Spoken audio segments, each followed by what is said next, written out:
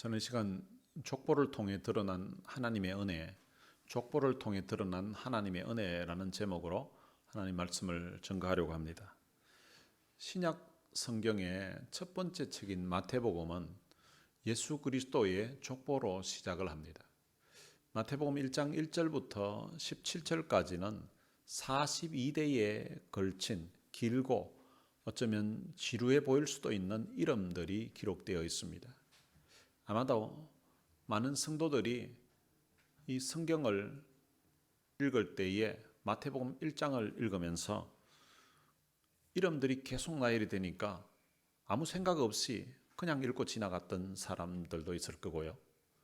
또 혹 어떤 분들은 왜 발음하기도 쉽지 않은 이 이름들을 이렇게 길게 기록을 해 놓았을까라고 생각하신 분들도 있을 것이라고 생각합니다. 오늘은 이 족보를 살펴보면서 이 족보에 있는 이름들 속에 있는 청량할 수 없는 하나님의 은혜를 살펴보려고 합니다. 이 족보는 단순히 한 나라의 역사의 기록이 아닙니다. 이 족보는 하나님께서 인간의 역사에 개입하셔서 그의 한없는 은혜를 베푸신 흔적이라고 할 수 있습니다. 족보의 처음은 아브라함으로 시작을 하고 마지막에는 예수 그리스도로 마치게 됩니다. 이 두 분 사이에서 하나님께서 어떻게 구원을 이루어 가시는지를 보게 될 것입니다.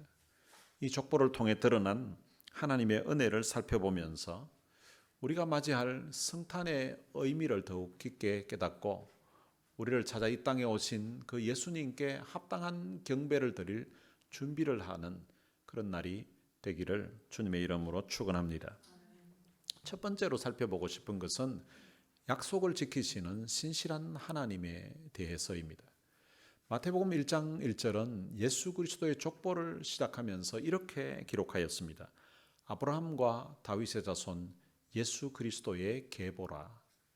이 계보는 한 집안이나 한 단체의 계통을 차례대로 기록한 명부나 기록을 의미합니다. 우리가 흔히 말하는 족보가 바로 이 계보에 해당되는 것입니다. 예수님의 족보에서 첫 번째로 말하는 것은 예수 그리스도는 아브라함의 자손이라는 것입니다. 하나님은 아브라함에게 창세기 22장 18절에 보면 내 씨로 말미암아 천하 만민이 복을 얻으리니라고 약속하셨습니다. 하나님이 아브라함에게 약속하셨던 그 씨는 아브라함의 후손 중에 특정한 사람을 가리키는 것입니다. 그를 통해서 천한 만민이 복을 얻게 해 주시겠다고 하나님이 아브라함에게 약속하신 것입니다. 마태복음이 기록된 이 족보는 하나님이 아브라함에게 약속하신 그 씨가 바로 예수 그리스도라는 것을 선언하고 있는 것입니다. 하나님께서 아브라함에게 내 씨로 말미암아 천하 만민이 복을 얻으리라고 약속하신 대로부터 예수님이 탄생하시기까지는 약 2000년의 세월이 흘렀습니다. 하나님께서 아브라함에게 하신 그 약속이 2000년의 세월이 지나서 드디어 완성이 된 것입니다. 예수님의 족보에서 두 번째로 말하는 것은 예수 그리스도는 다윗의 자손이라는 것입니다. 하나님은 다윗에게 사무엘하 7장 12절에 이렇게 약속하셨습니다. 내가 네 몸에서 날 네 씨를 내 뒤에 세워 그의 나라를 견고하게 하리라. 하나님께서 다윗에게 그의 후손 중에서 영원한 왕을 세워서 그 나라를 견고하게 하겠다고 약속하셨습니다. 하나님께서 다윗에게 약속하셨던 그 영원한 왕, 그가 바로 예수 그리스도라는 것입니다. 마태복음이 기록된 이 족보는 하나님이 다윗에게 약속하신 그 씨가 바로 예수 그리스도라는 것을 선언하고 있는 것입니다. 하나님께서 다윗에게 내 몸에서 날 내 씨를 내 뒤에 세워 그의 나라를 견고하게 하리라고 약속하신 때로부터 예수 그리스도의 탄생까지는 약 1000년의 세월이 흘렀습니다. 예수님은 하나님이 다윗에게 약속하신 바로 그 영원한 왕, 메시아이신 그리스도이신 것입니다. 이 예수 그리스도의 족보는 하나님께서 내가 아브라함에게 한 약속을 드디어 이루었다고, 그리고 내가 다윗에게 한 약속을 드디어 이루었다고 선언하시는 것입니다. 하나님께서 아브라함에게 약속하신 때로부터 2000년의 세월이 흐르는 동안 사실 이스라엘 역사에 보면 수많은 일들이 일어났었습니다. 이스라엘 나라가 우상 숭배를 함으로 말미암아 북이스라엘과 남유다로 나뉘어지게 되었습니다. 그리고 나뉘어졌음에도 불구하고 그들이 하나님을 제대로 섬기지 아니하고 우상을 숭배하고 범죄하게 되니까 하나님이 그 나라들을 심판하셔서 두 나라가 망하게 되는 그런 어두움의 시기도 있었습니다. 그럼에도 불구하고 하나님은 신실하신 분이라서 아브라함에게 하셨던 그 약속을, 그리고 다윗에게 하셨던 그 약속을 그대로 이행하신 것입니다. 예수 그리스도의 탄생은 하나님이 신실하신 분임을 보여주는 사건입니다. 하나님은 2000년 전에 아브라함에게 하신 그 약속을 기억하셔서 그 약속을 그대로 이루신 것입니다. 2000년의 역사 속에 인간들이 수없이 신실하지 못한 모습들이 있었음에도 불구하고 하나님은 변함없이 신실한 모습으로 그들에게 하신 그 약속을 이루신 것입니다. 여러분, 우리의 삶을 돌아봐도 마찬가지입니다. 지나왔던 우리의 삶을 돌아보면 우리는 수없이 하나님 앞에 신실하지 못하였음에도 불구하고 하나님은 우리의 인생에 여전히 신실하게 우리와 함께해 주신 분이신 것입니다. 그것은 지나왔던 우리의 삶을 돌아보면 알 수가 있습니다. 수없이 넘어지고 수없이 실수하고 또 수없이 허물이 많이 있었음에도 불구하고 하나님은 변함없이 우리를 사랑해 주시고 여기까지 인도해 오신 것입니다. 하나님은 참으로 신실하신 분이십니다. 이 신실하신 하나님이 여러분들의 남은 삶에 늘 함께 하시기를 주님의 이름으로 축원합니다. 두 번째로 살펴보고 싶은 것은 예수님의 족보에 기록된 여인들입니다. 예수님의 족보에는 전체 5명의 여인들의 이름이 기록되어 있습니다. 예수님의 어머니 마리아를 제외한 4명의 여인들은 유대인들의 관점에서 보면 정상적인 여인들이 아닙니다. 이 다말은 이방 여인이었는데요, 시아버지 유다와의 관계를 통하여서 베레스와 세라를 낳은 여인입니다. 그리고 라합이라는 여인 또한 이방 여인이었는데 이 여인은 여리고성의 기생이었습니다. 그리고 룻이란 여인 역시 이방 여인이었는데 이 여인은 모압 사람이었습니다. 그리고 우리아의 아내 밧세바, 이 우리아의 아내 밧세바는 이방인은 아닌데 그런데 헷 사람인 우리아, 이방인과 결혼해서 살던 사람이었습니다. 그런데 이 밧세바는 자기 남편이 아닌 다윗과의 관계를 통하여서 솔로몬을 낳은 사람입니다. 유대인들의 입장에서 보면 가급적 이 여인들의 이름은 족보에 기록되지 않았으면 하는 사람들이었을 것입니다. 그럼에도 불구하고 이 마태는 이 여인들의 이름을 족보에 그대로 다 기록을 했습니다.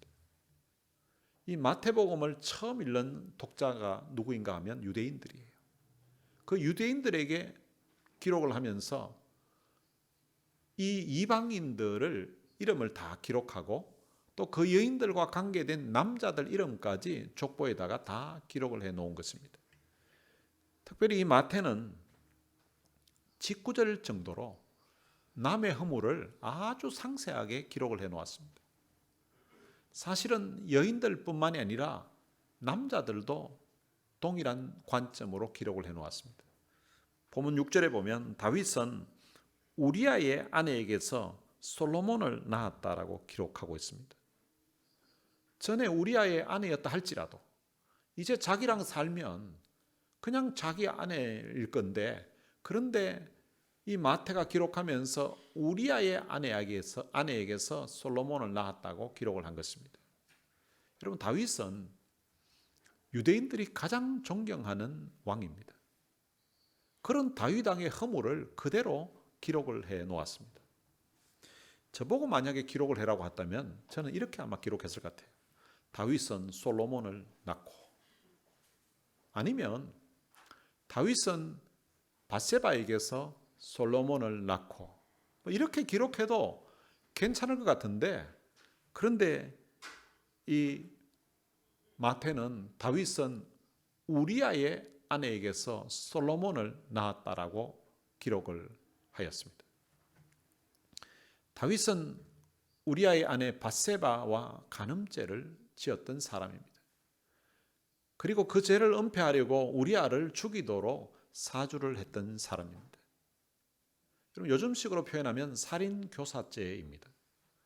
여러분, 살인죄와 살인교사죄는 일반적으로 형량이 동일하게 매겨집니다. 그런데 어떤 경우에는 살인을 실행했던 그 살인범보다 살인교사한 사람에게 형량을 더 세게 매기게 됩니다. 다윗의 경우는 왕이라는 위치에서 명령을 하여서 사람을 죽이게 한 것이기 때문에 바로 살인교사한 사람이 실행했던 사람보다 더 높은 형량이 선고되어야 하는 그런 경우에 해당됩니다.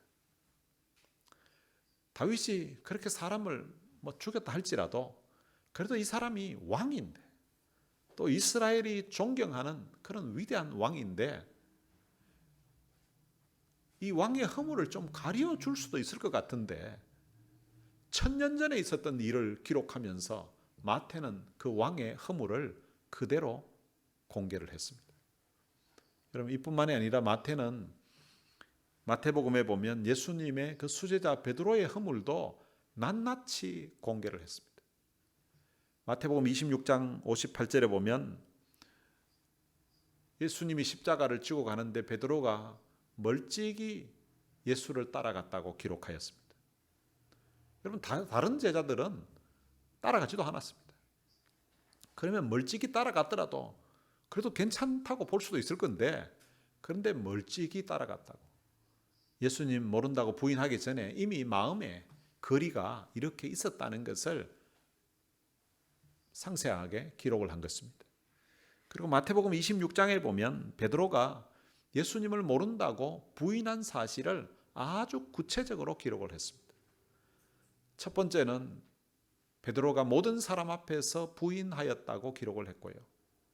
두 번째는 맹세하고 또 부인하였다고 기록을 했고, 그리고 세 번째는 저주하며 맹세하며 부인하였다고 기록을 하였습니다. 여러분, 예수님을 모른다고 다른 복음서 기자들도 부인했던 사실을 기록했지만 이렇게까지 상세하게 까발린 사람은 마태뿐입니다. 왜 이 마태는 이렇게까지 남의 허물을 구체적으로 기록을 하였을까요? 마태가 이렇게 상세하게 허물을 기록한 이유가 있다고 저는 생각합니다. 그 이유는 마태는 이런 사람도 예수 그리스도 안에서 다 용서받을 수 있다고, 이런 사람도 하나님은 용서하시고 품어주실 수 있다고, 이런 인생도 하나님 앞에서 새롭게 출발할 수 있다는 사실을 알려주고 싶었던 것입니다. 사실은 마태 자신이 이곳에 자기가 언급한 이 사람들과 다를 바 없는 사람이었습니다. 마태가 예수님을 만나서 예수님의 제자가 되기 전에 그의 직업은 세리였습니다. 세리는 세금을 징수하여서 관리하는 사람입니다. 요즘식으로 말하면 국세청의 세무공무원입니다. 요즘 국세청의 세무공무원이라고 하면 한국이든 미국이든 아마 괜찮은 직업이라고 다 인식하고 있을 것입니다. 그런데 예수님 당시에, 그 당시의 세리는 요즘 세무공무원과는 인식에 완전한 차이가 있습니다. 그 당시 세리들은 로마 정부에서 각 사람에게 그 재산 정도에 따라서 일정 세금을 이제 걷어들이라고 그 기준을 정해줍니다. 그런데 기준을 정해주면 이 기준을 일반 백성들은 알지를 못합니다. 그러면은 이 세리들이 거기에다가 웃돈을 더 얹어가지고 자기들이 받고 싶은 대로 그냥 계산을 해서 받는 것입니다. 그리고 로마 정부에서 요구한 만큼만 로마 정부에다가 지불을 합니다. 그리고 그 차액을 자기 것으로 그냥 가지는 것입니다. 그래서 그 당시 세리들은 굉장히 부유했었고요. 부유했었지만 유대 사회에서는 배척받으면서 죄인 취급을 당했습니다. 식민지 하에 있기 때문에 안 그래도 삶이 어려운데, 그런데 이 세리들이 과다한 세금을 징수를 하고 자기들은 그 돈으로 잘 먹고 잘 살고 있는 그런 모습 때문에 유대 사회에서는 아주 매국노처럼 취급을 당했던 것입니다. 신약 성경에서도 보면 이 세리는 죄인들과 창기들 또는 이방인들의 범주에 속해 있었습니다. 세리는 유대 사회에서 천대받고 죄인 취급을 받았습니다. 마태가 바로 그런 사람 중에 한 사람이었습니다. 마태는 동족들의 따가운 시선을 받으면서 살았던 사람입니다. 어디 가면 늘 손가락질을 당하며 사람이지만 사람 대접받지 못하면서 살았던 사람입니다. 그런데 어느 날 예수님이 찾아오셔서 자기를 만나주시고 그를 예수님의 제자로 불러주셨습니다. 예수님은 자기 같은 그 세리들의 친구가 되어주셨던 것입니다. 자신의 허물과 죄를 주님이 다 용서해 주셨습니다.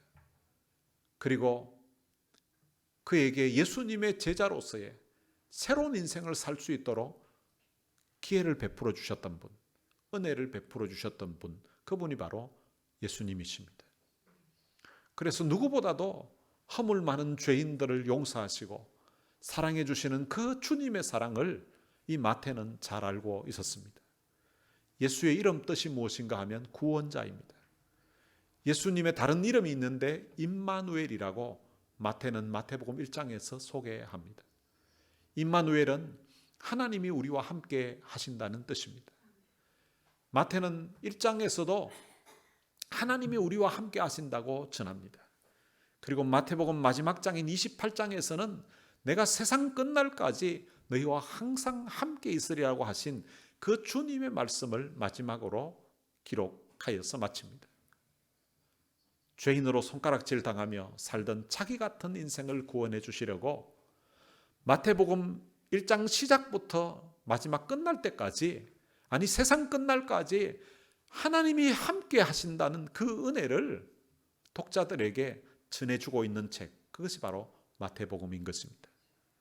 누가복음 5장에 보면 마태가 세관에 있을 때에 주님의 부르심을 받은 장면이 기록되어 있습니다.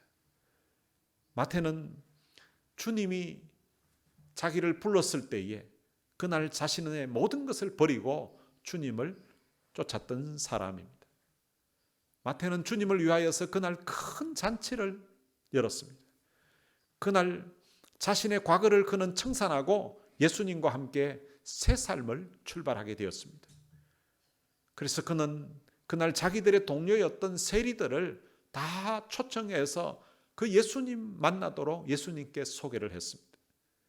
자기 같은 죄인을 불러주신 그 주님의 은혜가 너무 감격스러워서 마태는 그날 큰 잔치를 베풀었던 것입니다. 주님이 성천하신 이후에 이 마태는 유대인들에게 복음을 전하면서 특별히 사역을 했던 사람입니다. 전해오는 설에 의하면 이 마태는 죽을 때까지 고기를 먹지 않았다고 합니다.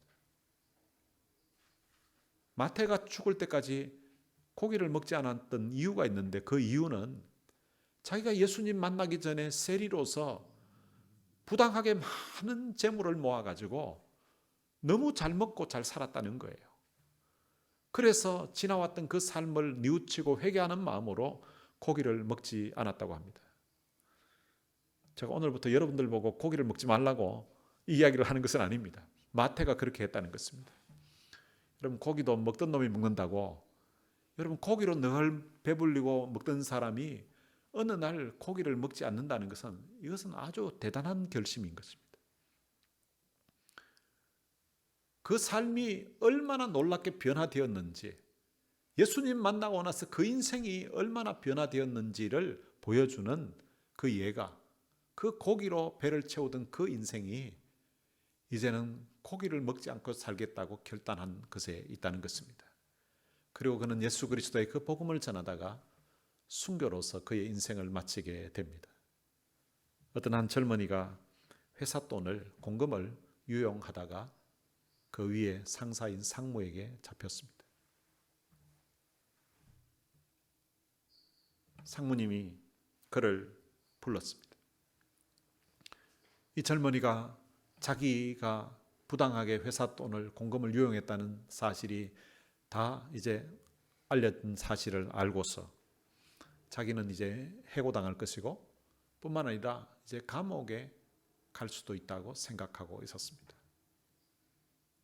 상무님 앞에 불려갔었는데 그 상무님이 지금 불안해서 두려워 떨고 있는 그 젊은이에게 이 공금을 횡령한 것이 사실인지 유용한 것이 사실인지 물었습니다. 그랬더니 그 청년이 사실이라고 솔직하게 말을 했습니다. 그 상무가 다시 그 젊은이에게 물었습니다. 내가 이번 이 일을 문제 삼지 않고 자네를 우리 회사에서 해고하지 않고 그 자리에서 계속 일할 수 있도록 내가 조치를 취한다면 앞으로는 내가 자네를 믿어도 되겠냐고. 그때 이 젊은이는 물론입니다, 상무님. 앞으로는 저를 믿으셔도 됩니다.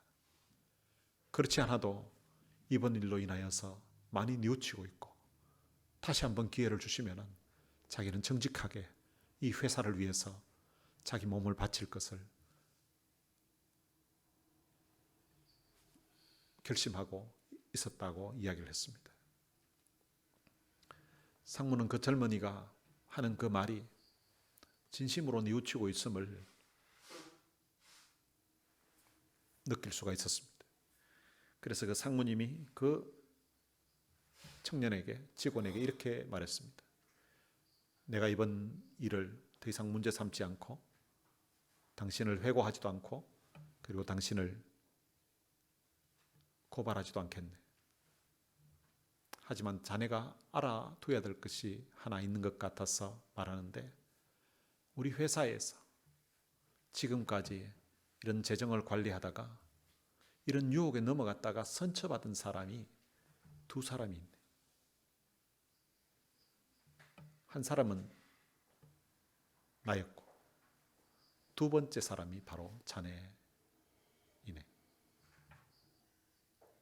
자네가 저지른 그런 잘못을 나도 젊었을 때에 이 회사에서 그렇게 했었다니. 그런데 그때 사장님이 나를, 내 잘못을 용서해 주시고 이 회사에서 다시 한번 일할 수 있도록 기회를 주었다네. 자네가 저지른 잘못도 나도 저질렀는데, 그런데 그 사장님이 내게 용서해 주셔서 내가 이 회사에서 지금까지 근무할 수 있었다네. 우리 두 사람을 지켜줄 수 있는 것은 오직 하나님의 은혜뿐이라네 라고 이야기했습니다. 마태가 이 마태복음을 통하여서 독자들에게 전해주고 싶은 말이 있다면 바로 이와 같은 말인 것입니다. 마태는 하나님이 얼마나 자신을 가치 있는 존재로 삼아주셨는지를 알았던 사람입니다. 비록 그는 온 동네 사람들이, 아니 그를 아는 모든 사람들이 손가락질하는 허물이 많았던 그런 인생이었는데 하나님이 그를 보배롭고 존귀하게 여겨주신 것입니다. 그리고 그를 예수님의 제자로 하나님의 아들로 삼아주셨던 것입니다. 여러분, 우리도 마찬가지입니다. 우리도 허물이 많은 인생인데 하나님이 우리를 용서하시고 우리를 보배롭고 존귀하게 여겨주신 그 하나님의 은혜로 말미암아 우리가 하나님의 자녀가 되어 있는 것입니다. 이 은혜에 대한 감사와 감격하는 마음으로 하나님을 기쁘시게 하며 하나님께 영광 돌리는 여러분들의 삶이 되시기를 주님의 이름으로 축원합니다. 그리고 세 번째로 살펴보고 싶은 것은 나코와 나신이라의 차이입니다. 2절에 보면 아브라함부터 시작해서 계속해서 낯선 이름들을 언급하면서 누가 누구를 낳고 계속해서 낳고라는 기록이 기록되어 있습니다.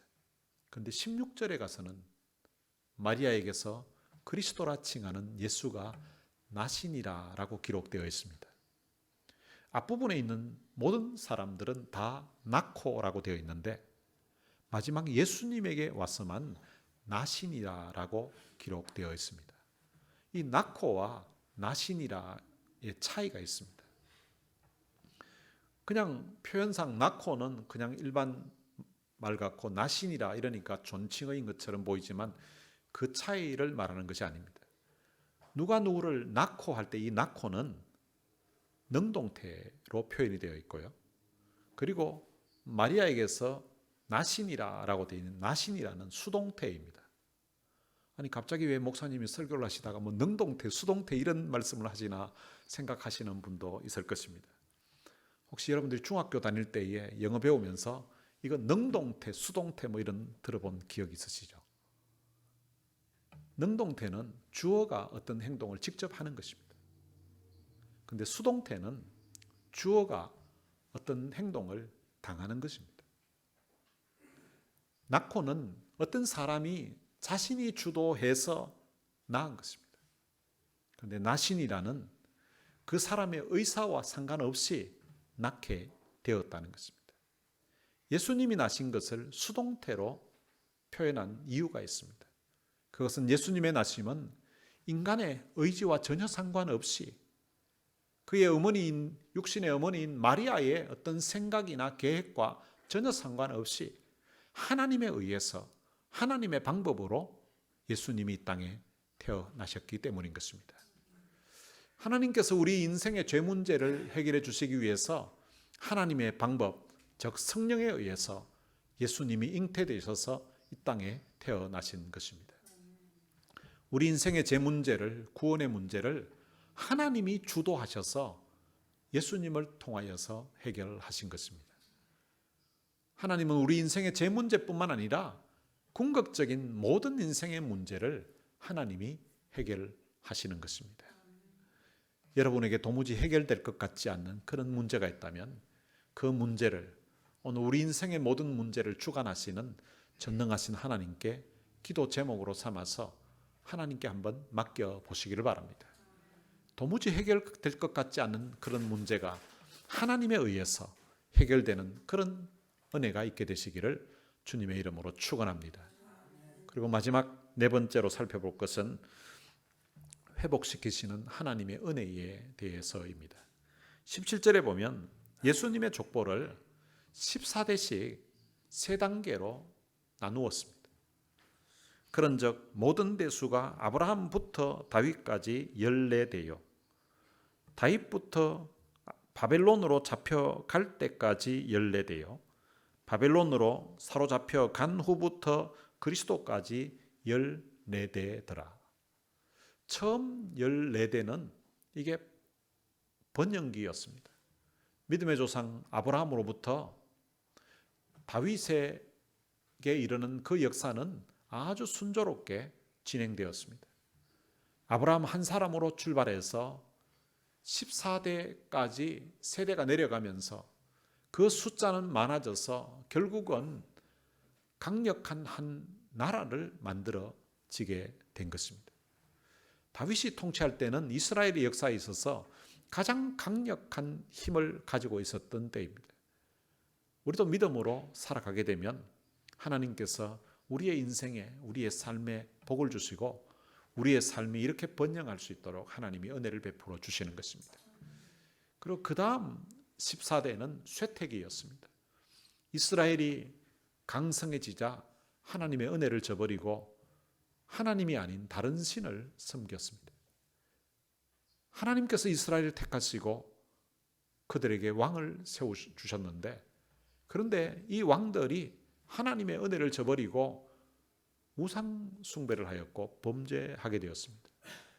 그로 인하여서 이스라엘은 북이스라엘과 남유다로 나라가 두 개로 나누어지게 됩니다. 그런데 그 나누어진 그 상태에서 계속해서 그들은 하나님의 은혜를 저버렸고 우상을 숭배하고 범죄함으로 말미암아 나라가 하나님의 뜻과는 전혀 상관없는 모습으로 펼쳐지게 되었습니다. 하나님이 선지자들을 수없이 보냈음에도 불구하고 그 왕들은 돌이키지 않았고, 결국은 북이스라엘은 아수르라는 나라에 의해서 망하게 되었고, 남유다는 바벨론에 의해서 나라가 망하게 되었습니다. 그리고 마지막 14대는 암흑기라고 할 수 있습니다. 남유다는 바벨론으로 끌려가서 말할 수 없는 그런 고난을 겪게 됩니다. 하나님은 모든 것이 끝난 것 같은 그런 절망적인 상황 속에서도 바벨론의 그 지배 아래에 있는 그 유다 백성들 가운데 하나님은 여전히 일하고 계셨습니다. 하나님은 사람들이 비록 잘못했을지라도 그들이 뉘우치고 회개하면 다시 은혜를 베풀어 주시고 다시 회복시켜 주시는 분이십니다. 바벨론으로 갔던 유대인들이 하나님께 회개하고 돌이켰을 때에 다시 예루살렘으로 돌아올 수 있도록 하나님은 은혜를 베풀어 주시고 그들을 회복시켜 주셨습니다. 오늘 우리 인생의 궁극적인 회복이 바로 이 예수 그리스도를 통해서 이루어지게 됩니다. 그런데 이 14대씩 이렇게 끊어서 나누어 놨는데요. 왜 14대씩 이렇게 끊어서 설명을 하였을까요? 성경학자들은 그 이유를 이렇게 설명합니다. 성경에 보면 7이라는 숫자가 나옵니다. 7이라는 이 숫자가 완전수입니다. 이 7이라는 숫자가 완전수인데 이것을 이제 2배 하게 되면 14가 되는 거예요. 7이 완전수이기 때문에 14도 완전수에 해당이 됩니다. 그러니까 예수 그리스도께서 나시는 그 과정이 하나님이 계획하셔서 완전하게 이루어졌다고 이렇게 보여주고 있다는 것입니다. 예수님은 어쩌다가 이 땅에 오신 분이 아닙니다. 14대로 끊어서 설명하는 이유가 예수님이 이 땅에 나신 것이 어쩌다가 오신 것이 아니라 하나님의 완전한 그 계획 속에서 이 땅에 예수님이 오셨다는 것을 이 마태는 알려주고 있는 것입니다. 우리 개인의 삶도 돌아보면 마찬가지인 것을 알 수가 있습니다. 우리가 하나님을 믿고 믿음으로 살아가면 하나님께서는 우리의 삶에 은혜를 베풀어 주십니다. 그런데 우리가 하나님의 은혜를 저버리고 하나님께 등을 돌리게 되면 그때부터 우리의 삶은 공고해지기 시작하는 것입니다. 그러나 우리가 우리의 잘못을 뉘우치고 회개하고 하나님께로 돌이켜서 나아가게 되면 하나님은 다시 우리에게 은혜를 베풀어 주시고 우리의 심령과 삶의 회복을 주시는 것입니다. 진정한 회복은 예수 그리스도를 통해서 이루어지게 됩니다. 예수 그리스도를 통한 그 회복이 여러분들의 심령과 삶에 있게 되시기를 주님의 이름으로 축원합니다. 예수님은 우리의 구원자로 이 땅에 오셨습니다. 우리가 이 예수님을 믿음으로 죄사함을 받고 하나님의 자녀가 되었습니다. 천지 만물을 창조하신 그 전능하신 하나님이 우리의 아버지가 되신다는 사실은 너무나 가슴 벅차고 감격스러운 일입니다. 우리가 하나님의 자녀가 되었다는 이 사실 자체가 하나님이 우리 인생에게 베풀어 주신 너무나 큰 은혜요 축복인 것입니다. 족보에 나오는 여인들처럼 사실은 우리도 허물이 많은 사람들인데 하나님께서 우리를 하나님의 자녀로 삼아 주셨습니다. 그 하나님은 너무나 신실하신 분입니다. 2000년 동안 수없이 많은 사람들이 신실하지 못했었는데 그런데 하나님은 아브라함에게 하셨던 그 약속을 그대로 이루어 주셨고 다윗에게 하신 그 약속을 이루어 주신 것입니다. 우리도 우리의 인생에 지나왔던 삶을 겸손히 돌아보면 하나님 앞에 신실하지 못할 때가 참 많았었는데 그런데 하나님은 우리 인생 가운데 신실하셔서 오늘 여기까지 올 수 있었던 것입니다. 이 신실하신 하나님의 은혜에 대한 그 감사와 감격하는 마음으로 여러분들의 남은 삶을 하나님을 기쁘시게 하면서 살게 되시기를 바랍니다.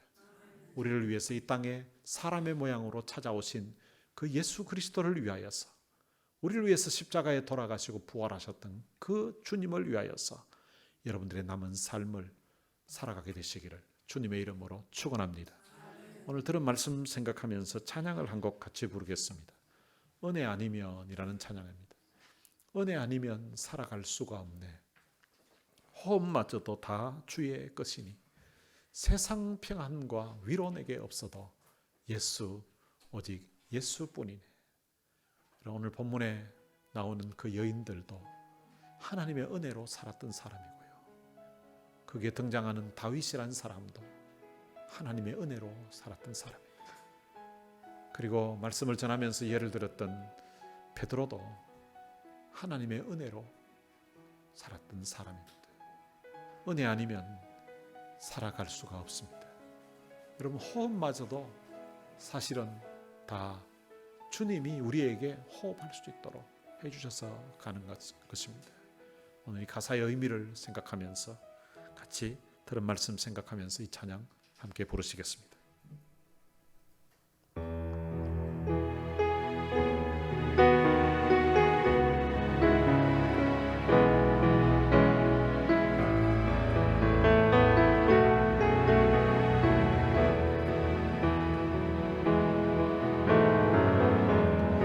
은혜 아니면 살아갈 수가 없네. 호흡마저도 다 주의 것이니 세상 평안과 위로 내게 없어도 예수, 오직 예수뿐이네.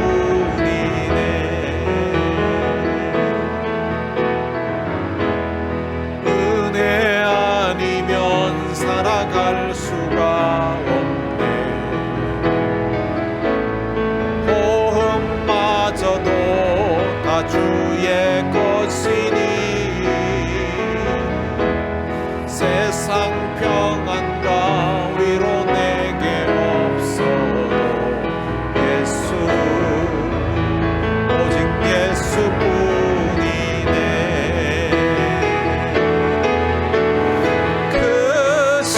크신데 다 볼 수도 없고 작은 고난이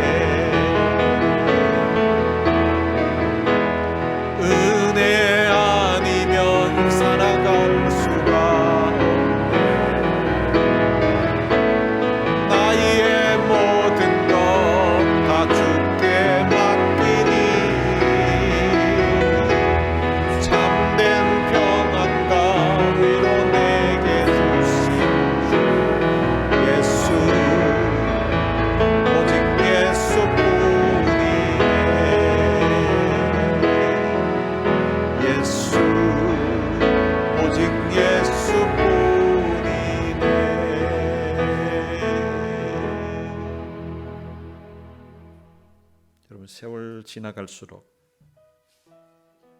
은혜 아니면 살아갈 수가 없다는 사실을 깨닫게 되고 은혜 아니면 살아갈 수 없다고 고백하게 됩니다. 예수님이 이 땅에 오신 이유가 바로 나 같은 죄인 구원하시기 위해서 오셨습니다. 우리도 사실은 족보에 나오는 이 여인들처럼 또 그 족보에 나오는 다윗처럼 원래는 하나님의 은혜 없으면 은혜 아니면 살 수 없는 그런 존재들이었는데 다윗도 품으시고 베드로도 용서하시고 마태도 부르셔서 주님의 일을 하게끔 시키셨던 그 하나님의 은혜가 오늘 우리 가운데 임하여서 우리가 오늘 여기까지 예수 믿고 하나님의 자녀로 신앙생활하며 올 수 있게 된 것입니다. 오늘 우리가 받은 그 귀한 하나님의 은혜, 하나님의 사랑 생각하면서 내 인생 가운데 신실하게 역사해 오셨던 그 하나님께 감사를 드리고요. 받은 그 은혜에 대한 감사와 감격한 마음으로 남은 삶을 하나님의 영광을 위해서 이 땅에 나를 위해서 사람의 모양으로 찾아오신 그 주님을 위해서 살겠다는 그런 결단과 그런 고백의 기도를 이 시간 같이 드렸으면 좋겠습니다. 들은 말씀 생각하면서 우리 다 같이 통성으로 기도하시겠습니다. 살아계신 하나님 아버지, 은혜를 감사합니다. 예수님의 족보에 나오는 그런 여인들처럼 오늘 우리들도 하나님과 원래는 상관이 없었던 그런 이방 여인에 속했던 사람, 이방 사람에 속했던 사람들이 오늘 우리들을 부르셔서 하나님의 귀한 자녀로 삼아주신 것 참으로 감사합니다. 하나님의 은혜로 다윗도 죄사함을 받고 신성을 살게 되고 하나님의 은혜로 베드로도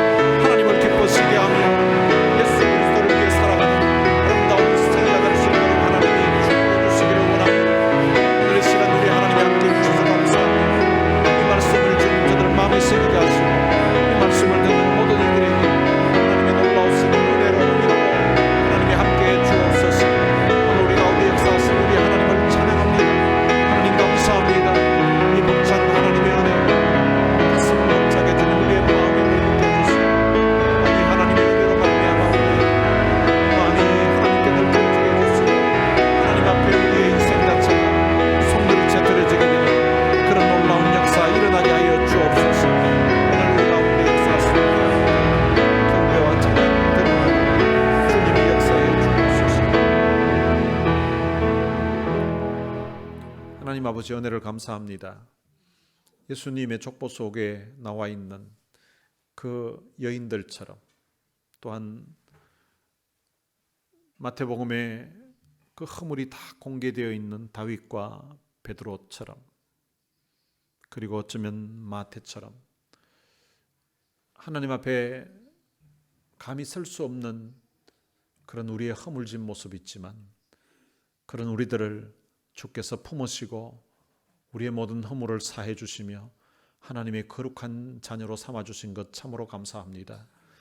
이 은혜에 대한 감사가, 이 은혜에 대한 감격이 우리의 가슴에서 식지 않게 하시고, 이 은혜에 대한 감격으로 우리의 남은 삶을 하나님을 기쁘시게 하며 살게 하시고, 이 은혜에 대한 감격을 가지고서 이 땅에 우리를 구원하시기 위해서 사람의 모양으로 찾아오시고 우리의 모든 죄를 담당하시고 십자가에 돌아가신 그 예수 그리스도를 위해서 우리의 남은 삶을 살게 하여 주옵소서.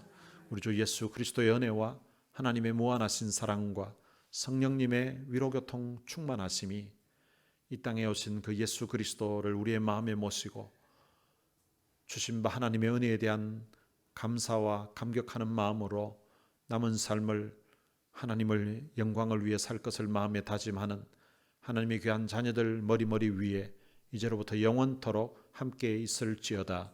아멘.